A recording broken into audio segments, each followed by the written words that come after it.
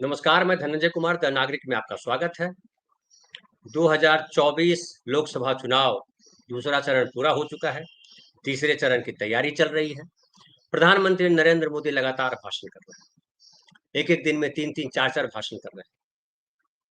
और लेकिन जो वो बोल रहे हैं वो बड़ा कई लोग मान रहे हैं कि जो बोल रहे हैं उनके जैसे पद पे जो प्रधानमंत्री के पद पे बैठे हैं, ऐसे व्यक्ति के लिए शोभा नहीं देता। जिस लेवल पे आ गए हैं, कहाँ तो मंगलयान की बातें करते थे और मंगलसूत्र पे आ गए। मुसलमानों के अलावा उनके पास बोलने के लिए कुछ है नहीं। वो हिंदू-मुस्लिम जो सौहार्द है उसको बिगाड़ने वाली बातें करते हैं। वो पुराने इतिहास की खोद करके लाते हैं जिसको कहते हैं गड़े-मुर्दे उखाड़ना, वो करते हैं। और जो 10 सालों में उन्होंने जो किया उसकी चर्चा नहीं करते। उन्होंने वादा किया था कि हम 2 करोड़ युवाओं को हर साल नौकरी देंगे, किसानों की आय दुगनी करेंगे, महँगाई खत्म करेंगे, काला धन लेकर के आएँगे, 15-15 लाख रुपए सबके अकाउंट में जाएँगे और कहा था कि जो भ्रष्टाचारी होंगे जेल में होंगे। तमाम बातें वो की थी। लेकिन जो आम आदमी को सबसे ज़्यादा परेशान कर रहा है, वो परेशान कर रहा है महँगाई, बेरोज़गारी। बेरोज़गारी अपने चरम पर है, वैकेंसी निकल नहीं रही। आम आदमी जो है, आम जो मध्य वर्ग था, उसके लड़के सेना में, रेलवे में जाने की तैयारियाँ किया करते थे। लेकिन पिछले 10 साल से जो हालत है नौकरियों की, हताश हैं, परेशान हैं। 10 साल बर्बाद होने का मतलब है ज़िंदगी बर्बाद हो जाना। और जब प्रधानमंत्री आए थे, तब उन्होंने कहा था कि देश में 35% युवा है और दुनिया का सबसे ऐसा देश हमारा है कि सबसे ज़्यादा युवा हमारे देश में है। जापान युवाओं वाला देश नहीं है, बूढ़ों वाला देश हो गया है और जहाँ युवा है वही जो है देश तरक्की करेगा। लेकिन हमारे देश की तरक्की का आलम ये है कि युवा हताश हैं, परेशान हैं।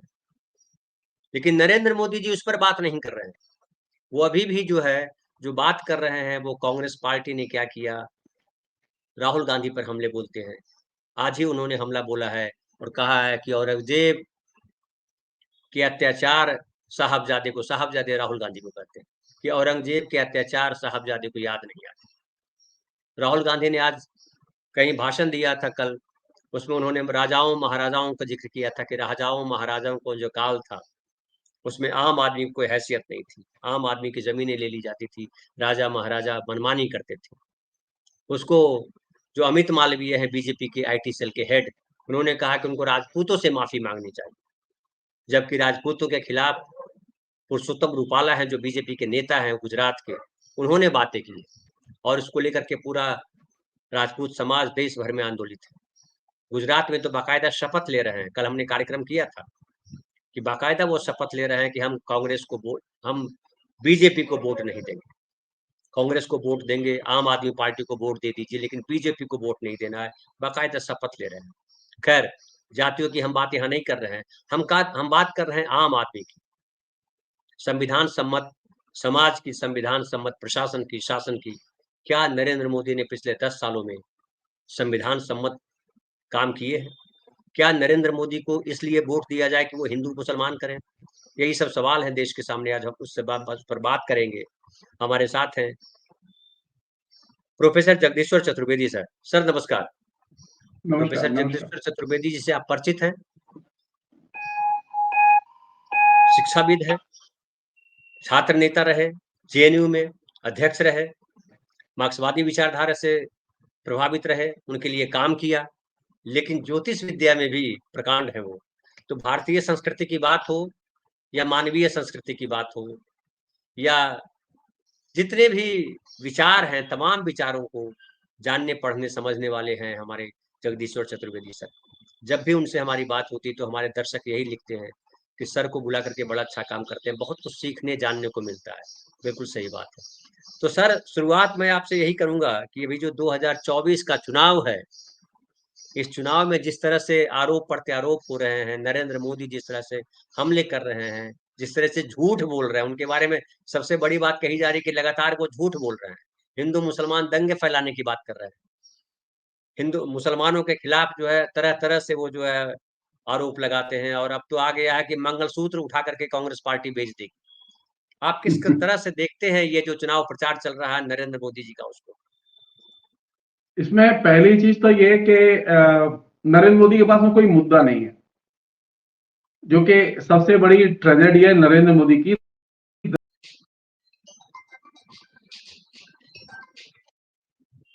फ्री देंगे, लेकिन उन्होंने ये नहीं कहा कि हम क्या चीज देंगे। मुसीबत यह है कि नरेंद्र मोदी किसी भी डिमांड को उन्होंने अपने इलेक्शन का मुद्दा नहीं बनाया, और ये सबसे बड़ी दुर्घटना है हिंदुस्तान के इलेक्शन में। जितने भी प्रधानमंत्री हुए हैं वे जब भी इलेक्शन में गए हैं तो उनके पास में कोई ना कोई मुद्दा रहा है।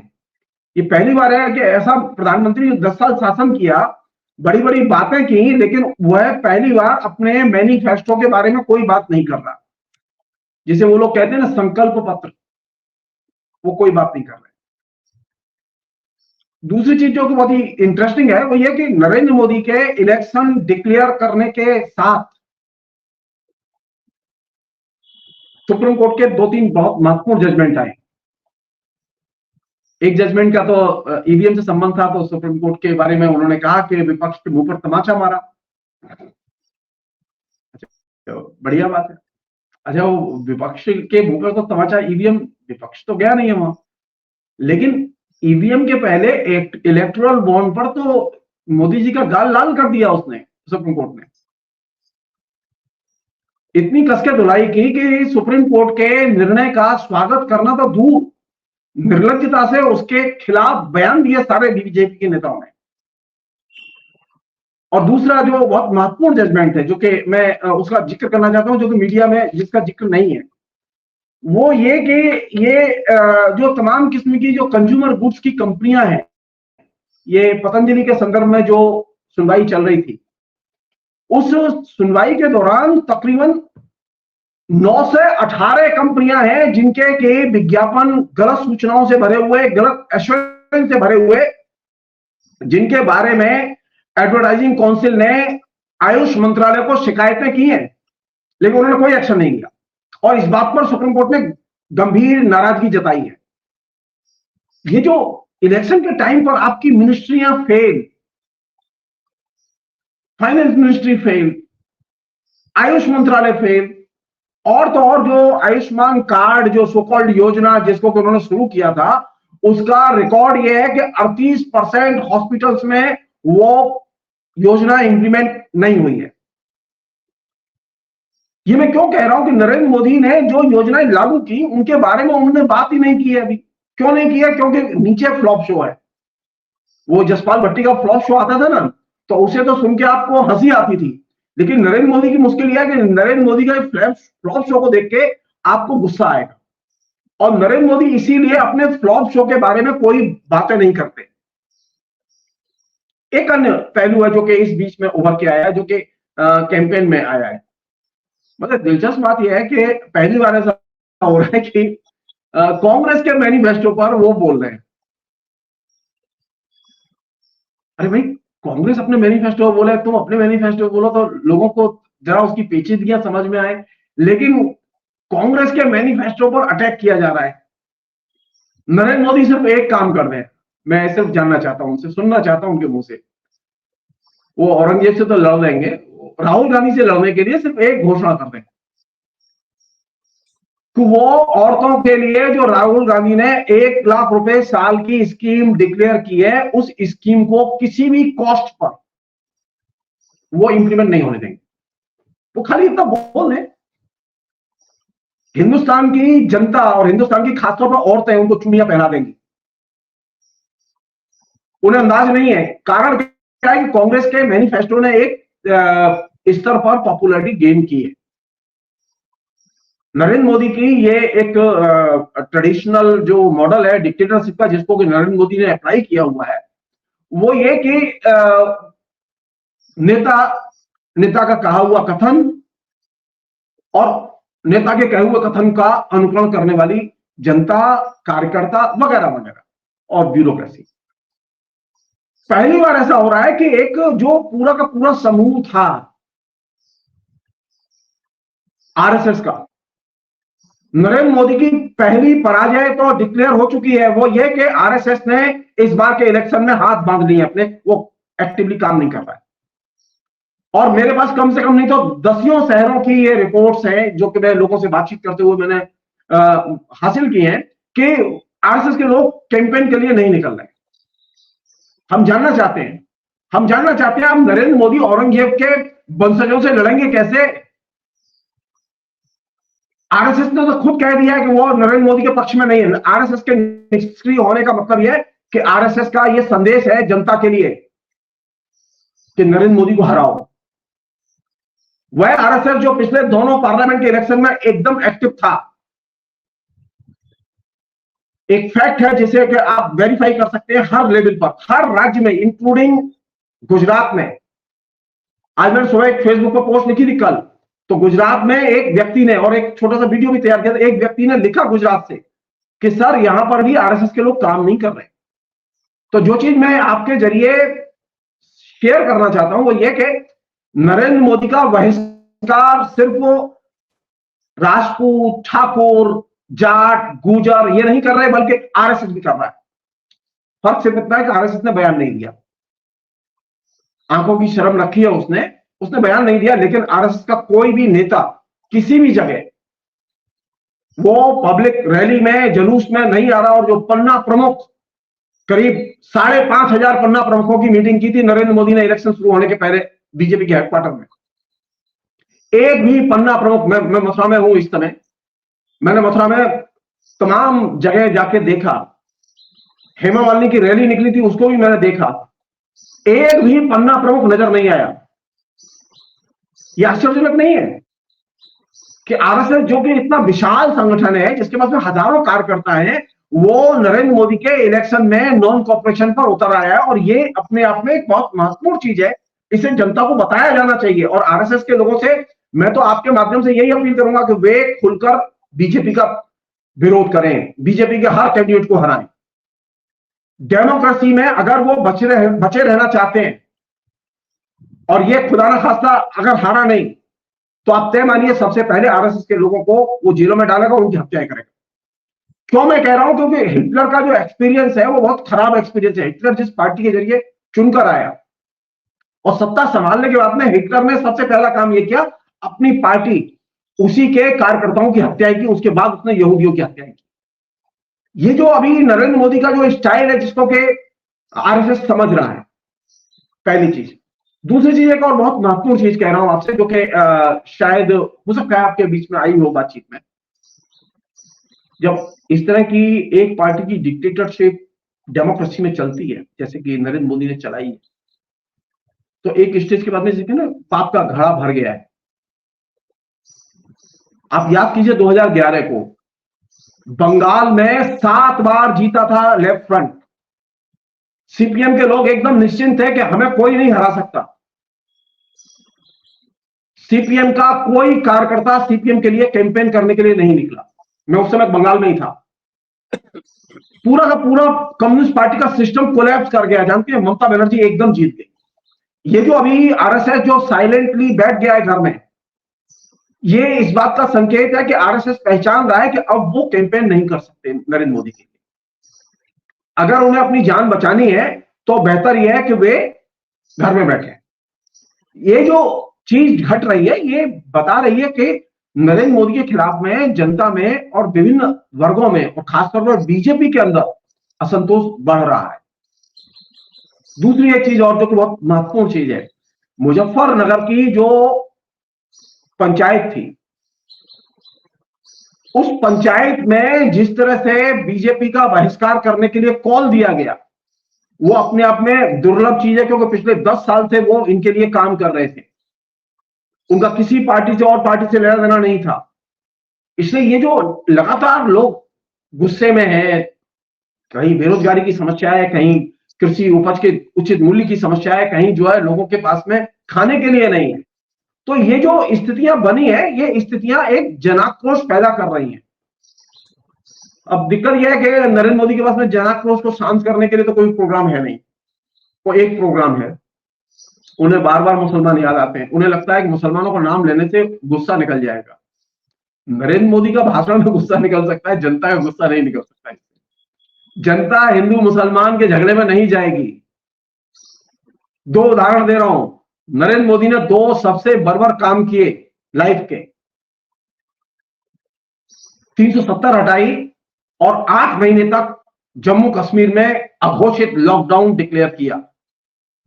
पूरा का पूरा बिजनेस, तकरीबन 28,000 करोड़ रुपए का बिजनेस वहां के व्यापारियों का, छोटे दुकानदारों का, होटल और तमाम लेवल पर काम करने वाले लोगों का, टूरिज्म इंडस्ट्री का 28,000 करोड़ रुपए से अधिक का बिजनेस, जिसमें अधिकतर लोग मुस्लिम व्यापारी थे, उनका बिजनेस चौपट हो गया।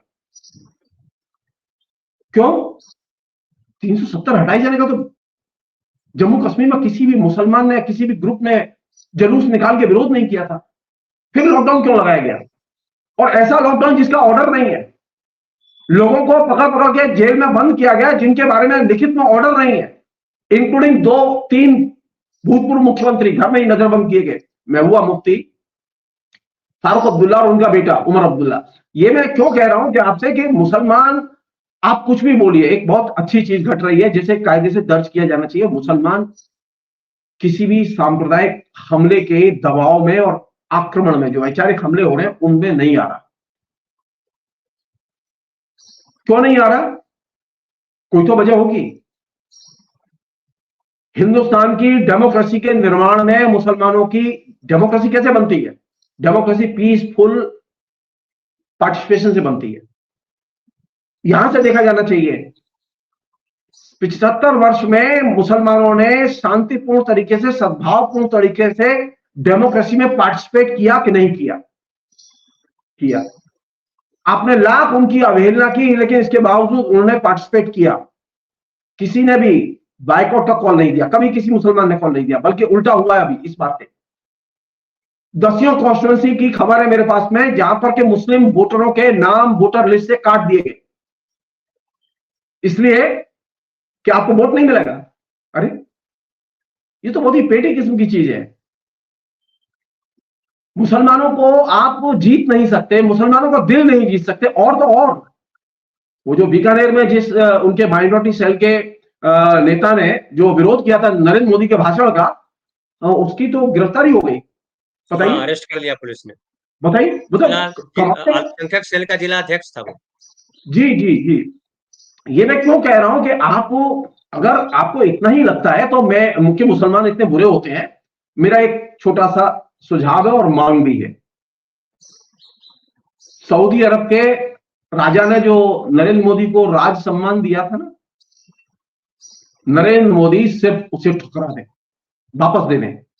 साहस होना चाहिए उनमें। वो तो खांटी मुसलमान है। यहां के तो मुसलमान थोड़ा सा मिक्स भी है, वो तो खांटी मुसलमान है, वहां कोई मिक्सिंग नहीं है, वहां कोई नस्ल में मिक्सिंग नहीं है। विदेश में जाएंगे मुसलमानों से सम्मान लेंगे, विदेश में जाएंगे मुसलमानों से चंदा लेंगे, और यहां जब आएंगे तो मुसलमानों के खिलाफ जहर घोलेंगे जिससे कि हिंदुओं को ध्रुवीकृत करके वोट हासिल किए जाए। इस चीज को हिंदुस्तान की जनता, हिंदू जनता और गैर हिंदू जनता दोनों ही समझ चुकी है। ये चीज काम देने वाली नहीं है।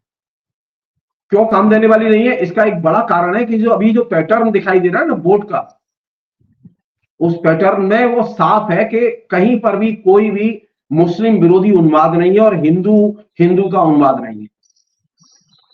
तो ये एक अच्छी चीज है। रिजल्ट क्या आएगा मैं नहीं जानता, लेकिन एक चीज साफ है, नरेंद्र मोदी नहीं जीत सकते। नरेंद्र मोदी नहीं जीते। ये जो नरेंद्र, पहली बार ऐसा हो रहा है धनंजय जी। नरेंद्र मोदी कह रहे हैं कि विपक्ष के लोग तो 5 प्रधानमंत्री होंगे। पिछली बार तो वो 2 बार के चुनाव में एक का भी नाम लेने को तैयार नहीं थे। अभी हालत यह है कि वो 5 के नाम ले रहे हैं। मतलब सोचिए, मतलब विपक्ष की रेटिंग मोदी के यहां बढ़ती जा रही है। अभी तो वो खैरियत है, वो बहुत सारे यूट्यूबर्स को भी प्रधानमंत्री की रेस में शामिल कर देंगे। वो इतने मतलब फ्रस्ट्रेशन में है। अब आप सोचिए कि आपको बोलना मुश्किल, आपको आर्गुमेंट करना मुश्किल, आपको प्रोग्राम करना मुश्किल, आपको नीचे कोई भी कार्यक्रम आयोजित करना मुश्किल, हर जगह दबाव। ऐसी तो डेमोक्रेसी पहले कभी नहीं थी। नरेंद्र मोदी को भी ऐसी डेमोक्रेसी नहीं मिली जैसी डेमोक्रेसी नरेंद्र मोदी ने दी है लोगों को। नरेंद्र मोदी से सिर्फ पूछा जाना चाहिए कि वो जब सरकार में आए थे गुजरात में, डेमोक्रेसी कैसी थी, और जब दिल्ली में आए थे तो डेमोक्रेसी कैसी थी। आज वैसी डेमोक्रेसी है? कहीं पर भी बोलने की आजादी नहीं है। पूरा का पूरा मीडिया बंधुआ बना के रख दिया गया है, साइबर मीडिया बंधुआ बना के रख दिया गया है। व्हाट्सएप जैसी जो मीडियम है, वो ये कह रहा है कोर्ट में, दिल्ली हाई कोर्ट में जाके कि साहब हमारे ऊपर अगर इस तरह से दबाव लगाया जाएगा तो हम भारत छोड़कर चले जाएंगे। कमाल है। फेसबुक क्यों नहीं जा रहा है? इसलिए नहीं जा रहा है क्योंकि फेसबुक आपके तमाम किस्म की बंदिशों को मान रहा है, तमाम किस्म के लोगों को वो डिस्क्रिमिनेट कर रहा है, जिनकी आपने लिस्ट दी है, तकरीबन 39,000 लोगों की लिस्ट दी है, यूआरएल दी है इन्होंने फेसबुक को, तो वो डिस्क्रिमिनेट कर रहा है, वहां फेक न्यूज फैलाई जा रही है। मैं सिर्फ इसलिए आपसे ये बात कह रहा हूं कि ये जो सारा का सारा प्रसंग है ना नरेंद्र मोदी का, वो प्रसंग ये है कि नरेंद्र मोदी ने इस बार का इलेक्शन फेक नैरेटिव और फेक इंफॉर्मेशन के आधार पर शुरू किया, और ये सबसे बड़ी दुर्घटना है नरेंद्र मोदी के जीवन की, आज सर नहीं। तो सर क्या लग रहा है आपको कि ये जो फेक नैरेटिव है, फिर फेक नैरेटिव तो लगातार गढ़ते रहे वो, तमाम तरीके के मतलब अनगिनत, एक आप किताब लिख सकते हैं उस फेक नैरेटिव पे, आप 80-85 किताबें तो लिख चुके हैं। नहीं लेकिन वो सवाल उठता है कि आम आदमी उस नैरेटिव को पढ़ लेता है तब तो, आम आदमी उस नैरेटिव में बह जाता है तब तो, क्या आपको लग रहा है कि इस बार आम आदमी उनके नैरेटिव में नहीं फंसने वाला है? नहीं नहीं, सवाल ये है कि ये विपक्ष की जिम्मेदारी है कि फेक नैरेटिव की रियल टाइम में वो खंडन करें और उसका प्रचार करें। नरेंद्र मोदी तो अपनी आदत से लाचार है, वो फेक नैरेटिव फेंकेंगे, लेकिन ये विपक्ष की जिम्मेदारी है, ये तमाम डेमोक्रेटिक लोगों की जिम्मेदारी है जो यूट्यूब चैनल चलाते हैं, जिनकी तमाम किस्म की वेबसाइट्स हैं, ये उनकी जिम्मेदारी है कि वो फेक नैरेटिव को एक्सपोज करें। ऐसा नहीं है कि लोगों ने नहीं किया, लोग कर रहे हैं अपने तरीके से काम, तमाम लोग काम कर रहे हैं। इस क्यों मैं कह रहा हूं, इसलिए कि ये जो स्थिति है वो ये है कि अब लगातार लोगों के बीच में एक तो ऑल्टरनेटिव रियलिटी और उसका परसेप्शन, वो दोनों चीजें गई है। पहले ये चीज एकदम गायब थी, लेकिन अभी है, अभी है। ये जो आरएसएस जो घर में बैठा है ना डर के मारे, वो इसलिए घर में बैठा है क्योंकि यथार्थ जो है अब सरफेस पर आ चुका है। जीएसटी से हर दुकानदार परेशान है जो आरएसएस का मेंबर है, कोई ऐसा दुकानदार नहीं है जो परेशान ना हो हिंदुस्तान का। उसके अलावा जीएसटी ने बहुत परेशान किया है सर, जी नोटबंदी ने जी बहुत परेशान वही, किया है। ये मैं जो, अरे कई तो बिजनेस बंद हो गए हैं पूरे भाई। मेरे मथुरा में टोटी का और साड़ी का उद्योग पूरा का पूरा बंद हो गया। क्यों? क्योंकि आपने एक क्लॉज बना दिया कि आप जिसको भी माल बेचेंगे 45 दिन के अंदर उसे माल का पेमेंट देना होगा। अब पेमेंट 45 दिन में आता ही नहीं है, तो वो आप उसकी आमदनी में जोड़ देंगे। कमाल है। तो लोगों ने बिजनेस करना ही बंद कर दिया। गुजरात में ये तबाही मची हुई है, ये हिंदुस्तान के हर राज्य में तबाही मची हुई है। तो मेरी ये गुजारिश है तमाम व्यापारियों से जो कि जीएसटी के आतंक में जी रहे हैं, वो ईडी के आतंक से ज्यादा खतरनाक है, क्योंकि उनकी रोजी रोटी उसने बिल्कुल बर्बाद कर दी है। जरूरत इस बात की है कि इस मौके में वे एक्टिव हों और बीजेपी के खिलाफ वोट दें। आरएसएस इस बात को जानता है, आरएसएस सर इस बात लेकिन को जानता है, इसलिए आरएसएस के लोग बोलते नहीं है। सर मैं एक सवाल आपसे करना चाहता हूँ, ये कि चूंकि आप मथुरा में लगातार हैं इधर, बाकी आप कलकत्ता में रहे, दिल्ली में हैं लंबे समय से, 16 लोकसभा सीटों पर चुनाव हो गए उत्तर प्रदेश में, 64 सीटों पर और होना है चुनाव। ये 16 लोकसभा सीटों पर जो चुनाव हुए हैं उससे क्या निकल रहा है, मैसेज क्या आ रहा है, क्या लग रहा है आपको? मेरे ख्याल में इसमें कम से कम नहीं तो 10 सीट तो पक्की बीजेपी हारेगी। 16 में से? जी तो बहुत भयानक हार होगी फिर तो बीजेपी की। जी, उसका कारण यह है कि यूपी जो है बीजेपी के लिए एक तरह से ये ऐसी पराजय का क्षेत्र साबित होगा जिसके आधार पर ये चल रही थी, जिसकी कि इनको कल्पना नहीं है। यूपी में जो डिस्कंटेंट है और यूपी में जिस तरह से आरएसएस बैठ गया है, आरएसएस ही नहीं बैठा, मुख्यमंत्री बैठ गया। क्यों, आपको मुख्यमंत्री प्रचार नहीं देखिए, कर रहे हैं? मुख्यमंत्री हम प्रचार लोग नहीं जब कर रहे बात हैं? है, मुख्यमंत्री प्रचार नहीं कर रहे हैं? मुख्यमंत्री की कोई हैसियत ही नहीं है। हाँ, मुख्यमंत्री के ये बात है। पहली बार ऐसा हुआ है कि मुख्यमंत्री के रिकमेंडेशन से एक आदमी को टिकट नहीं मिला। बताइए, ऐसा कहीं देखा है? राजपूतों की पंचायत में, ठाकुरों की पंचायत में, जाटों की पंचायत में बार बार ये बात आई है कि योगी की अवहेलना हुई, योगी की अवहेलना हुई। ये जो चीज है ये जनता में जा रही है और जनता के डिस्कशन में है। इसका मतलब यह है कि जब आप योगी जैसे मुख्यमंत्री की, जो उत्तर प्रदेश का मुख्यमंत्री है, उसकी अवहेलना कर सकते हैं, तो आम नागरिक और एक साधारण एमपी की क्या औकात है आपके सामने? आपने उसे यूज करके एकदम ठिकाने लगा दिया है। और ये चीज, ये जो इंटरनल जो कंट्राडिक्शन है बीजेपी के, मैं क्यों कह रहा हूं आपसे, अधिकांश जगहों पर बीजेपी के कैंडिडेट दिल्ली से थोपे गए हैं और ये असंतोष नीचे बीजेपी में है और ये असंतोष वोटों में रिफ्लेक्ट करेगा। ये जो परसेंटेज ऑफ वोट गिरा है ना इतना, यूपी में खासतौर पर, तो उसका रिफ्लेक्शन तो दिखाई देगा, एकदम दिखाई देगा। अब वो विपक्ष में किसको वोट जाता है मैं नहीं कह सकता, लेकिन यह है कि बीजेपी, जो आपने कहा ना 16 में से कितनी, मैं आपको बता रहा हूं 16 में से वो कम से कम 10 सीट हारेंगे, मिनिमम बता रहा हूं मैं। जी सर, एक और बतलाइए कि ये राम मंदिर को लेकर के बड़ा ये था कि राम मंदिर बन जाएगा, उद्घाटन हो जाएगा, उसके बाद क्रांति आ जाएगी देश में, सब वोट चला जाएगा बीजेपी को, क्योंकि राम जी आ गए, कह भी रहे हैं 550 साल के बाद राम आए हैं, अपने घर आए हैं राम, 550 साल पहले तक पता नहीं कहाँ थे। तो आप सर बताइएगा उसमें भी कि 550 साल बाहर कहाँ राम बैठे हुए थे जो लोग लेकर के नहीं आए। दूसरा ये कि क्या हिंदू मुसलमान अभी भी चल रहा है? नरेंद्र मोदी जिस तरह से हिंदू मुसलमान कर रहे हैं वो चल रहा है।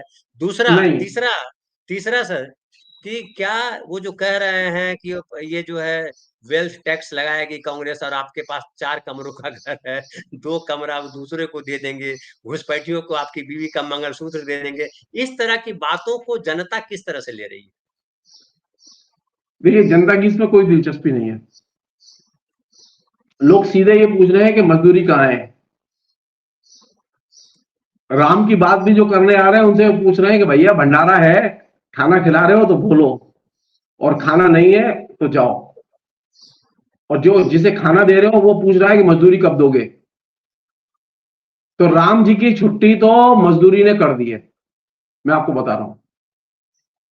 ये जो राम जी का मंदिर, और राम जी आए हैं ना, तो राम जी तो वो कोइंसिडेंट है, तो आप छेड़ रहे हैं तो मैं बता रहा हूं। राम जी जब थे ना तो रोजगार नहीं होते थे। अच्छा, कोइंसिडेंट है कि आज भी जब राम जी आए हैं तो रोजगार नहीं।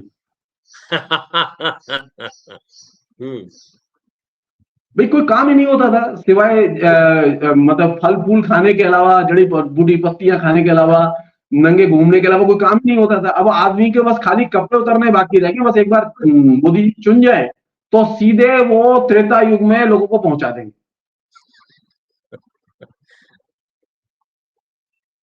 ये एक डर है लोगों में। इतने दिन हम गए, इतना वोट दिया, लेकिन इसके बावजूद हमारी इनकम बढ़ी नहीं, घटी। पहली चीज, हर व्यक्ति की इनकम घटी है, ये ऑफिशियल डाटा है। नरेंद्र मोदी झूठ बोल रहे हैं कि देश समृद्ध हुआ है। हर आदमी की इनकम घटी है। दूसरी चीज यह कि हिंदुस्तान के अंदर उद्योगपतियों ने निवेश करना बंद कर दिया है, उसमें गिरावट आई है तेजी से। और तीसरी चीज, लोगों का जीवन, रहन सहन इतना महंगा कर दिया है कि अब लोग सोच नहीं पा रहे कि कैसे संभालें दुनिया को, अपने परिवार को कैसे संभालें।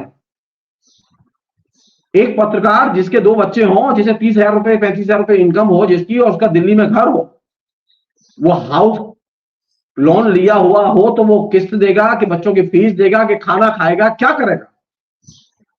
वो घूस भी खाएगा तब भी इतनी घूस नहीं मिलेगी कि उसका गुजारा हो सके।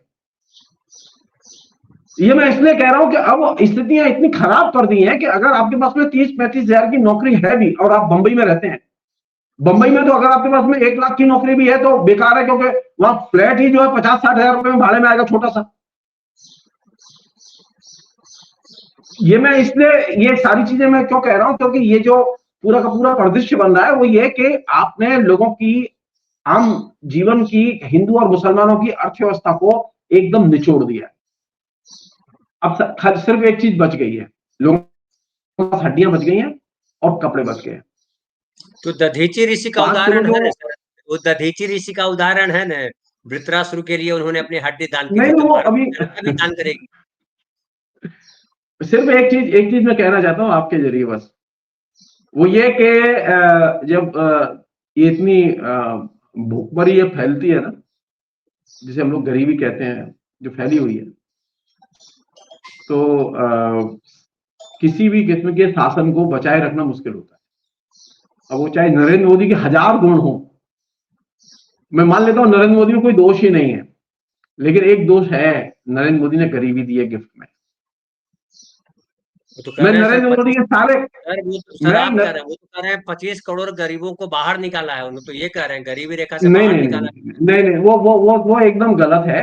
वो एकदम गलत है। उसका कारण है गलती का कि वो तमाम किस्म की रिपोर्ट्स दुनिया भर के संगठनों की अवेलेबल हैं इंटरनेट पर, इजीली कोई भी आदमी देख सकता है। अगर 25 करोड़ लोग निकल आए हैं और 5 करोड़ ही खाली रह गए हैं, तो इसका मतलब यह है कि नरेंद्र मोदी इलेक्शन के बाद में 5 करोड़ राशन बंद कर देंगे, क्योंकि हाँ सर, जैसा नरेंद्र मोदी ने ये इलेक्शन के जस्ट पहले ये बात कही है उनके वित्त मंत्री ने कि 5 किलो, वो 5 करोड़ लोग खाली गरीबी की रेखा के नीचे रह गए हैं, बाकी सब लोग ऊपर चले गए। तो इसका मतलब यह है कि नरेंद्र मोदी ने जो घोषणा की थी कि हम 5 साल तक देंगे 5 किलो फ्री राशन, वो फ्री राशन इलेक्शन के बाद बंद हो जाएगा। जनता समझ ले, नरेंद्र मोदी कह रहे हैं साफ, वो अभी अभी इलेक्शन के टाइम में बंद नहीं करेंगे क्योंकि वोट कट जाएगा, लेकिन वो साफ कह रहे हैं कि मैं इलेक्शन के बाद, क्यों गरीबी खत्म हो गई नरेंद्र मोदी के हिसाब से, तो वो फ्री राशन क्यों देंगे। एक अन्य चीज और आखिरी चीज फिलहाल के संदर्भ में, नरेंद्र मोदी से खाली एक जवाब मांगा जाना चाहिए, वो ये कि नरेंद्र मोदी ने कितने सुप्रीम कोर्ट के आदेशों का पालन किया। सुप्रीम कोर्ट के पिछले 5 साल में कम से कम नहीं तो 3 दर्जन जजमेंट हैं जिनका कि नरेंद्र मोदी ने पालन नहीं किया। ऐसा प्रधानमंत्री हमने कभी नहीं देखा कि कोई भी प्रधानमंत्री अगर वो कोर्ट में हार जाता है तो वो जजमेंट को ही इंप्लीमेंट नहीं करता। उसका एक छोटा सा उदाहरण बता रहा हूं मैं आपको। सुप्रीम कोर्ट ने बार बार ऑर्डर दिया है, जजमेंट दिया है कि जो लोग हेट स्पीच फैलाते हैं उनके खिलाफ में स्वतः संज्ञान लेकर पुलिस एफआईआर दर्ज करे। नरेंद्र मोदी ने पब्लिकली हेट स्पीच दिया मुसलमानों को लेकर। चुनाव आयोग ने नड्डा जी को भेजा है ये मैं क्या, वो छोड़िए, चुनाव आयोग की बात नहीं है, बात यह है कि हिंदुस्तान के सुप्रीम कोर्ट ने यह ऑर्डर दिया है हिंदुस्तान की पुलिस को, उसमें राजस्थान भी शामिल है, कि वो स्वतः संज्ञान ले और एफआईआर दर्ज करे। न दिल्ली की पुलिस एफआईआर दर्ज करेगी नरेंद्र मोदी के खिलाफ में, न झालावाड़ की पुलिस एफआईआर दर्ज करेगी, और आप कहेंगे कि हम कानून का शासन लाना चाहते हैं। नहीं, आप कानून को सीधे सीधे तोड़ रहे हैं। आप कल्पना कीजिए, पाकिस्तान में प्रधानमंत्री और भूतपूर्व प्रधानमंत्री सबके खिलाफ एक्शन हो सकता है, सजाएं हो सकती है, एफआईआर हो सकती है, गिरफ्तारी हो सकती है। भारत का सिस्टम इस तरह से पंक्चर कर दिया गया है कि यहां सुप्रीम कोर्ट के आदेश नीचे पुलिस लागू नहीं कर रही है। कितनी भयानक स्थिति है यह देश के लिए। जो मनमानी होगी वो करेंगे, जो उनके अनुकूल नहीं होगा उसे नहीं करेंगे। ये तो अच्छी बात नहीं है। मैं तो कह रहा हूं कि सारी एफआईआर जो नहीं की है, मैं उनकी बात नहीं कर रहा हूं, मैं सिर्फ प्रधानमंत्री के खिलाफ एफआईआर दर्ज क्यों नहीं की गई हेट स्पीच की। किसी भी पार्टी ने यह मांग नहीं उठाई कि एफआईआर दर्ज की जानी चाहिए। सुप्रीम कोर्ट के दर्जनों जजमेंट है हेट स्पीच के खिलाफ में कि एफआईआर दर्ज की जानी चाहिए। जो भी हेट स्पीच दे, पुलिस स्वतः संज्ञान ले और एफआईआर दर्ज करे, केस दर्ज करे। जहां मन आएगी आप बोलेंगे, आप प्रधानमंत्री हैं, है ना, आपको पूरा हक है। कमाल है। सर। तो फिर आप में और माफिया में कोई फर्क नहीं है। माफिया सिर्फ नियम नहीं मानते। प्रधानमंत्री का जो कन्वर्जन है वो एक तरह से माफिया लीडर में कन्वर्जन है, जो कि बहुत ही शर्मनाक है। जी जी, आपके जो मुख्यमंत्री हैं सर आदित्यनाथ जी, वो अभी कह रहे हैं मथुरा काशी का बड़ा जिक्र कर रहे हैं। अयोध्या तो हो गया, मथुरा काशी। मथुरा में क्या हाल है सर? मथुरा के लोग कितना सुन रहे हैं नरेंद्र मोदी जी को और इनको? क्या हेमा मालिनी नहीं, जीत जाएंगी इस बार? हम कह रहे नहीं नहीं, मथुरा के मंदिर ले लीजिए आप, काशी के भी ले लीजिए, उज्जैन के सारे मंदिर ले लीजिए, मंदिर आप ही संभालिए, कोई दिक्कत नहीं है। आरएसएस के लोगों को मंदिर पे बैठा दीजिए, हमें कोई आपत्ति नहीं है। सवाल यह है कि क्या तुम मंदिर से लोगों का पेट भर सकते हो? सर भगवान ही तो सब करते हैं सर। सुन लीजिए धनंजय जी, मैं मथुरा में रहता हूं और मथुरा के मंदिरों की हकीकत और बाकी देश के मंदिरों की हकीकत थोड़ा सा जानता हूं, क्योंकि मैं मंदिरों में ही पैदा हुआ हूं। मथुरा में कम से कम 10,000 मंदिर हैं और मुश्किल से 100 मंदिर ऐसे हैं जिनमें के कुछ आमदनी है। अच्छा। बाकी मंदिरों की स्थिति है कि बिजली का बिल भी देने की स्थिति में वो नहीं है। यूपी सरकार ने क्या किया है? यूपी सरकार ने किया कि मंदिरों के लिए फ्री बिजली। ओह। सुन ले, मैं बता रहा हूं, बहुत ही दिलचस्प बात बता रहा हूं। अरे यार, हाँ। मंदिरों में कोई पैसे नहीं चढ़ाता, कोई भेंट नहीं चढ़ाता, कोई दर्शन करने नहीं आता, मक्खियां भिनकती रहती हैं। और अगर मंदिरों में अब लाइट भी नहीं रहेगी तो लोग कहेंगे ये कैसा रामराज्य है कि मंदिरों में लाइट नहीं है। तो इन्होंने क्या किया कि फ्री बिजली यहाँ सप्लाई दी हुई है मंदिरों में। ओह ओह, ये नई जानकारी है मेरे लिए। हाँ। अब आप समझिएगा कि मंदिरों में है क्या गरीबी के अलावा।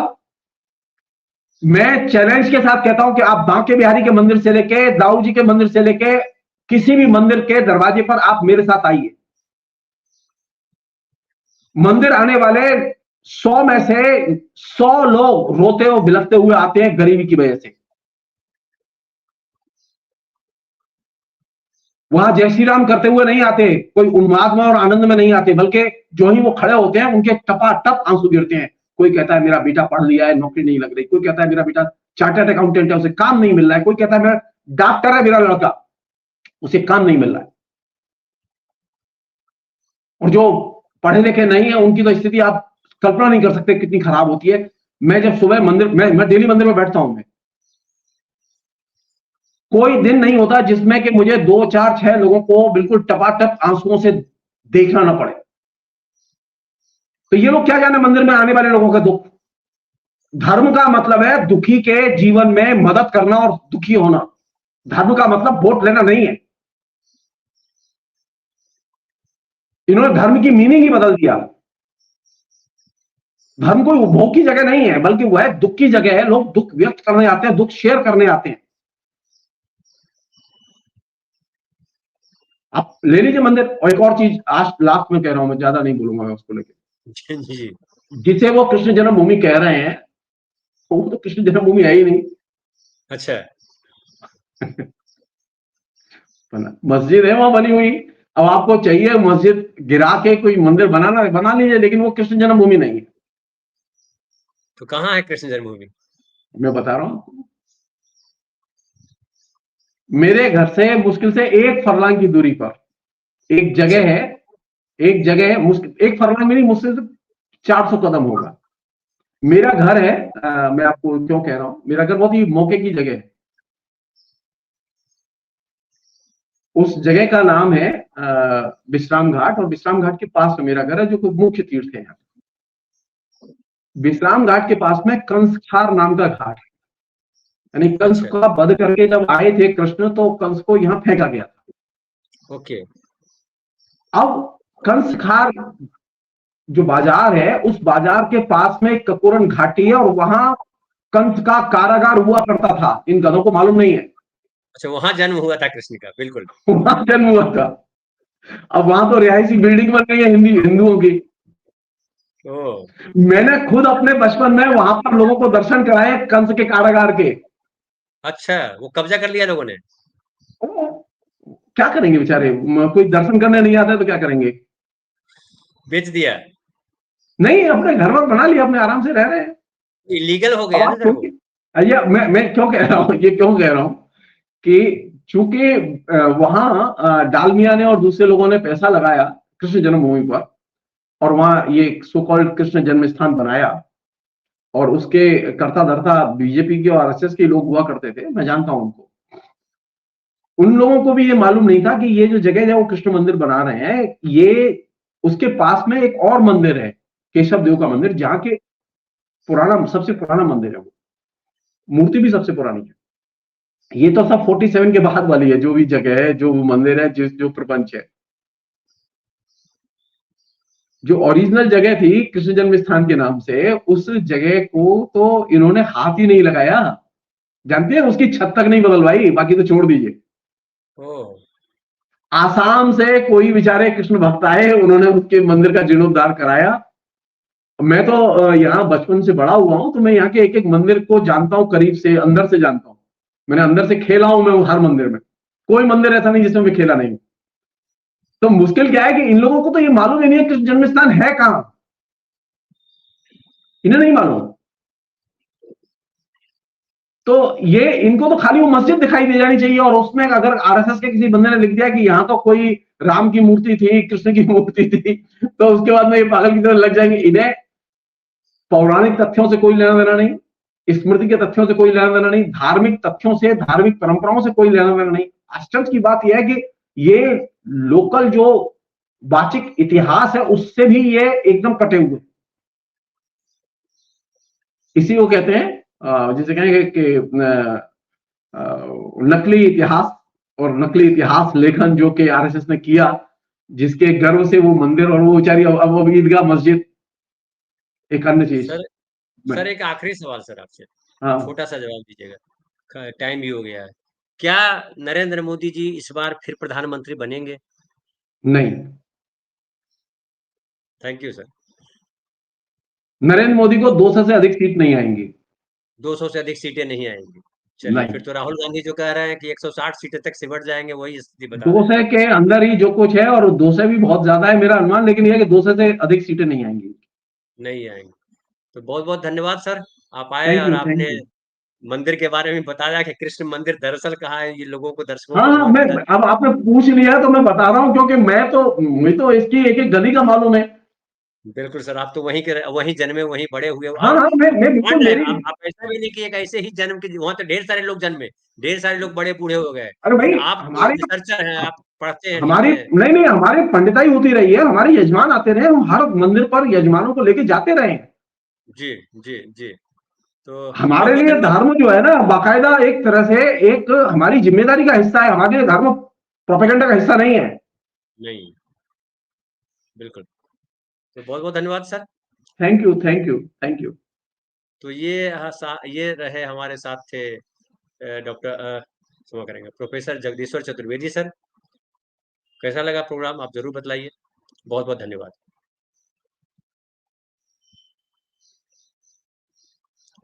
बहुत-बहुत धन्यवाद। फिर मिलेंगे हम नए कार्यक्रम के साथ।